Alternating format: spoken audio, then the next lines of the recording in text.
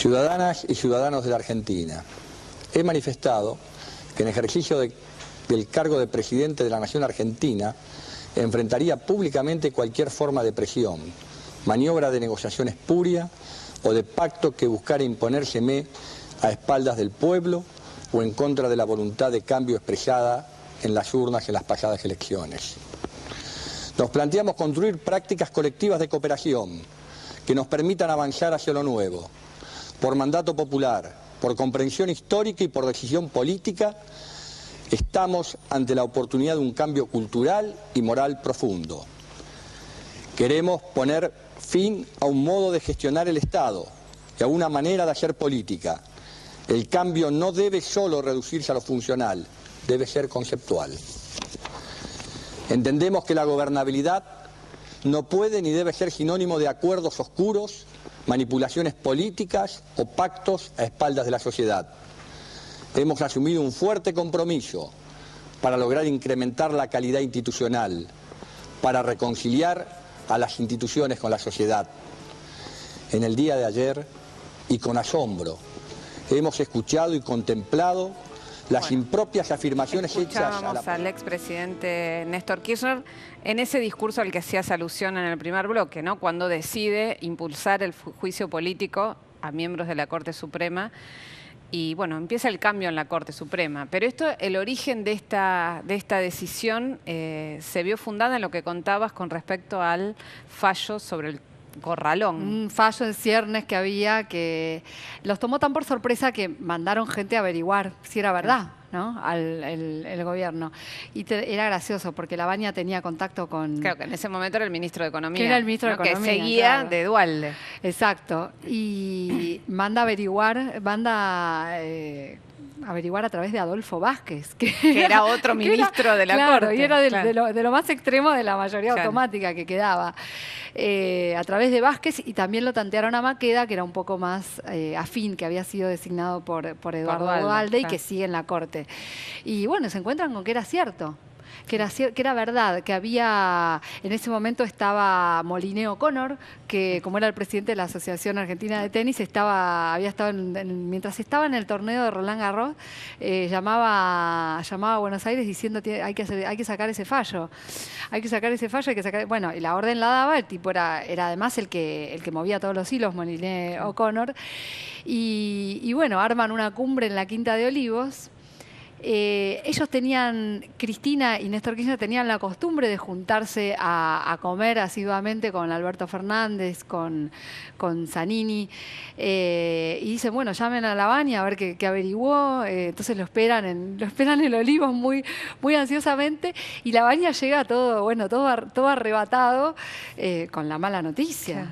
¿No? Estos todavía tenían la esperanza de que no fuera falso, de que no fuera cierto. Sí. Y lo agarran tan así, que estaba tan alborotado con el tema, que Cristina le dice, bueno, vení, sentate, ¿querés comer? Y él, como si estuviera en su casa con su familia, le dice, ¿qué hay de comer?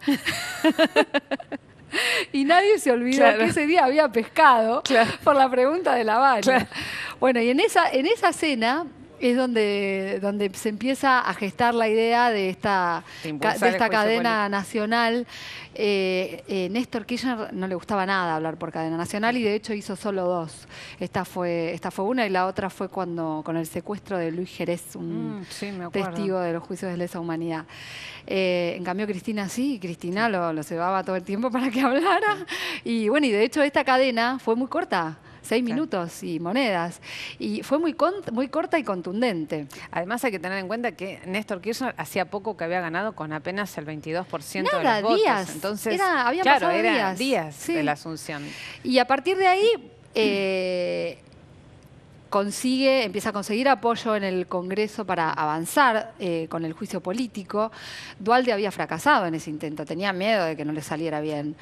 Pero bueno, en el camino, no fue que de un día para el otro se fueron todos los jueces de la mayoría automática, fue un proceso que duró hasta 2005, que se fue el último, que fue Bogiano. Claro. Y bueno, en ese interín fueron conviviendo los nuevos y los viejos. Primero llegó Raúl Zaffaroni, Después llegó... Perdóname, antes de que avances con Sí. esta corte, porque un hecho que creo que nosotros, que también pasa inadvertido en cuanto a lo que han sido y son las responsabilidades históricas. Antes de Duhalde estuvo De la Rúa, estuvo la Alianza, y la Alianza no hizo nada en el tema renovación de justicia, mayoría automática de la Corte, es decir, convivió con esa Corte absolutamente impresentable. Nombró un juez federal, porque en ese momento se puso en funcionamiento el Consejo de la Magistratura, que si bien estaba previsto en la reforma constitucional del año 94, recién empezó a funcionar con el gobierno de la Alianza. Eso fue lo único que hizo. Que no era un dato menor, porque era poner en práctica el mecanismo de selección de jueces que no era a dedo, que era a través de concursos. Entonces, bueno, lo que pasa que en gobierno fue tan corto la crisis. Sí, pero empezó a funcionar en ese momento y nombró al juez federal Sergio Torres, que sigue en funciones. Ese es un juez designado durante el gobierno de la Alianza. Ese fue el legado a nivel justicia, digamos, del gobierno de la Rúa, pero sí, no hicieron nada. Volviendo a la renovación de la Corte, vos decías, bueno, entra Zaffaroni, y Zaffaroni también era como, digamos, era muy difícil pensar que alguien pudiese proponer a Zaffaroni. Bueno, es que de hecho cuando lo propuso de la Corte. Belis le dijo, pero vos estás loco. Que era el ministro de Justicia. Claro, Gustavo Belis era el ministro de Justicia, le dice, pero vos estás loco. Vos no sabés que Zaffaroni dice que la felatio no es violación. Con ese tipo de cosas lo atacaba. Recordemos que, bueno, que Gustavo Belis era muy afín al Opus Dei. Entonces tenía toda lógica su comentario.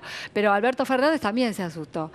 Y después Alberto Fernández le empezó a ver el color político a la designación y a decirle, bueno, usémoslo a favor nuestro, como que somos recontra independientes, porque ¿qué había pasado? Zaffaroni había criticado mucho la reforma. Claro, había sido muy crítico de la reforma de Santa Cruz y de la remoción del procurador. Del procurador Eduardo Sosa también. Entonces, la verdad que lo único que tenían de Zaffaroni, además de la historia de un penalista de muchísimo prestigio a nivel nacional e internacional, era alguien que se había opuesto a todo lo que ellos habían propuesto. Y bueno, y Néstor en realidad le dijo, bueno, por esa razón lo quiero. Y también en lo que insistió era que él quería nombrar gente que no conociera. Y se le puso en la cabeza también la idea de las mujeres, en esto también lo empujó mucho Cristina. También era cierto que no tenían muchos juristas conocidos a quienes le pudieran proponer el cargo en la Corte. Decime, ¿Lorenzetti cómo llega a la Corte? Y Lorenzetti Porque Lorenzetti no era un juez, era un abogado. Lorenzetti era un abogado de Rafaela, además, un experto en derecho de contratos, que había encontrado un filoncito interesante, novedoso, que era el derecho ambiental. Él se hizo amigo de un ex senador del Frente para la Victoria, que es Nicolás Fernández, que tenía muy buen vínculo con Cristina, que en ese momento era senadora, y estaba fascinado con Lorenzetti. Nicolás Fernández, abogado también, iba a todos los cursos que Lorenzetti dictaba y tejieron una amistad, no tan estrecha, pero amistad al fin. Entonces Fernández en un momento dado le presenta a Cristina Lorenzetti con la idea pensando en las vacantes de la Corte, y Cristina queda encandilada, porque algo que tiene Lorenzetti es que es un gran orador, tiene una gran oratoria. Cuando lo conoces mucho y presencias todos sus discursos, te empezás a dar cuenta que repite los conceptos siempre. Que tiene una matriz. Hay una matriz que funciona, bueno, pero que al que lo escucha por primera vez genera fascinación. Entonces esto le pasó a Cristina, que lo invitó también a dar una charla en el Senado. Y después Lorenzetti, que no es ningún tonto, empezó a hacer su propio caminito.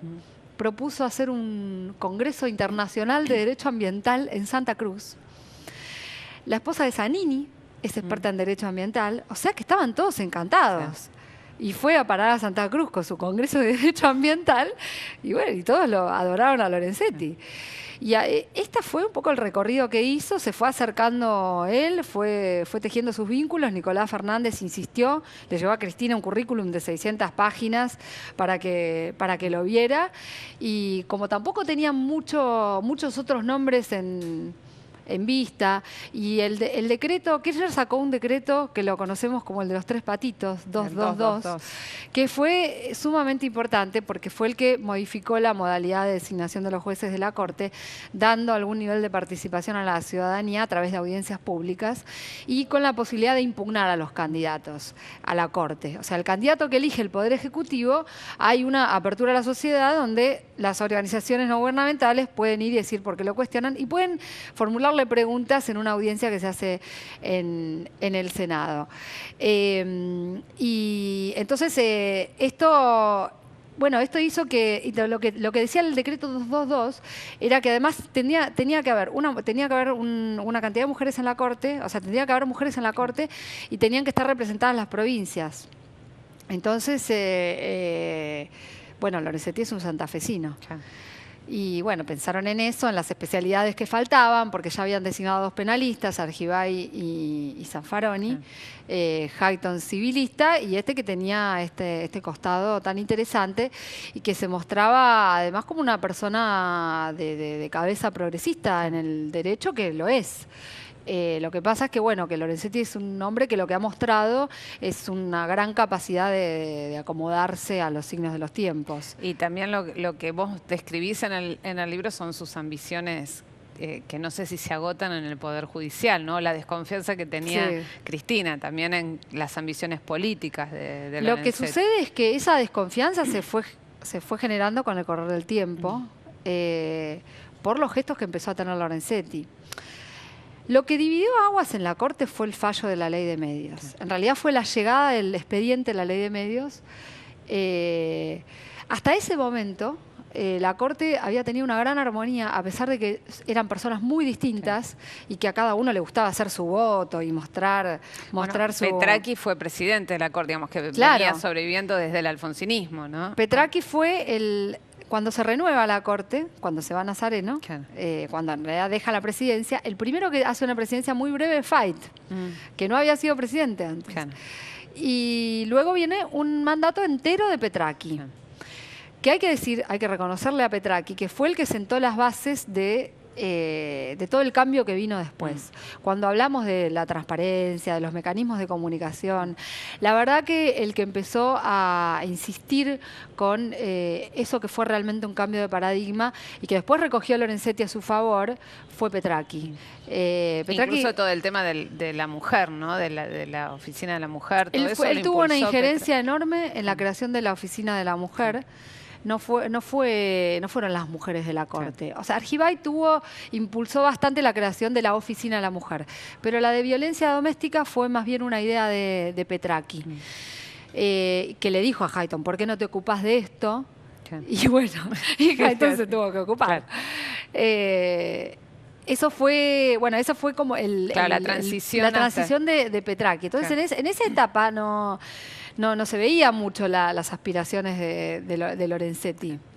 Después, en realidad, hubo una movida interna que la impulsó un poco él para desbancar a Petracchi, que tenía ganas de seguir como presidente, que sentía que estaba recién abriendo un camino. Y la verdad es que los demás lo apoyaron a Lorenzetti. Lo veían a Petracchi como un tipo un poco cerrado, un poco autocrático. No caía del todo bien. Bueno, tenía una cosa de tipo muy distante Petracchi. Daba esa apariencia. Pero bueno, también lo que tenía era que era un jurista súper respetado y por todos los sectores políticos. La llegada de la causa sobre la Ley de Medios hace reaccionar primero a Lorenzetti, que ya era presidente, diciendo, no, saquémonos esto de encima. No quería saber nada. Ese aire de enfrentarse con otro poder, ¿no? Corporativo. Claro. En realidad la causa llega por los recursos del Grupo Clarín. Exacto. ¿No? Pero después empieza a verle color al asunto. ¿Por qué? Porque se le empiezan a acercar los empresarios. Lorenzetti, puertas adentro de la Corte, decía ya desde un principio que le parecía que la ley era inconstitucional. Después terminó votando la constitucionalidad. apoyando posturas de los demás jueces, ¿no? Pero no votó por la inconstitucionalidad porque hubiera quedado muy solo o pegado en ese momento a Fait. Y además, contra un clima que le hubiera resultado ahí sí muy adverso. Pero lo cierto es que... Bueno, a él le abrió las puertas de la Corte a Mañeto en persona. Exacto, ¿no? A ¿no? eso iba. Le abre las puertas de la Corte a Mañeto y a partir de ahí empieza a entrar el mundo empresario a la Corte. Sí. Esa es la entrada de la Corporación Empresaria a la Corte Suprema. Y de hecho, a partir de eso, a Lorenzetti lo ves dando conferencias y charlas en cantidad de foros empresarios. Sí. Pero lo que sucede también a partir de ese momento es que él pergenia esta estrategia de alargar los plazos y lo logró. Del fallo, y lo logró. La verdad que los demás lo bancaron en esto. Sí. Y estuvo así casi 4 años, el caso de la ley de medios, yendo y viniendo, que le ponga un plazo razonable, le decía la Corte al juez de primera instancia. Y pasaban no sé cuántos meses y el juez decía, bueno, pasa el plazo razonable. Y después la Cámara, y después esto, y después lo otro.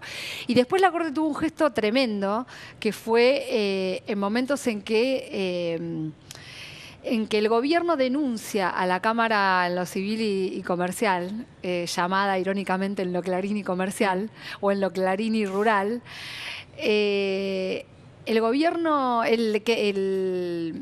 la denuncia es que la Cámara misma denuncia que tenía presiones del Poder Ejecutivo. Y el grupo Clarín sale detrás a denunciar, ¿no? Y la Corte sale a dar un aval medio solapado a esta Cámara, a través de un pronunciamiento que hace una comisión de independencia judicial que la manejaban Hayton y Argibay. Una cosa inesperada. Claro. Sacan un comunicado apoyando a la Cámara y pidiendo que el Poder Ejecutivo no se entrometiera. Ese fue, además, eso marcó el nacimiento de justicia legítima, porque hubo gran cantidad de jueces y de fiscales que dijeron, nosotros no avalamos esto, esto no nos representa. Esto para que se vea el nivel de conflictividad interna dentro del Poder Judicial que significó la ley de medios, ¿no? Claro. Por eso yo cuando digo, esto dividió aguas en serio. Y después de eso es que Lorenzetti queda del lado de la Corporación Judicial y del lado de las corporaciones y de los poderes fácticos en general. Ahora te invito a que sigamos en el próximo bloque hablando de eso, de qué lado quedan, cómo se fue desgajando esa Corte, ahora qué implica la designación de estos 2 nuevos jueces de la Corte y en qué medida la causa Nisman también hace su presencia en esa Corte y marca, bueno, a qué poderes responde o a quién quiere complacer el presidente de la Corte Suprema. Sí.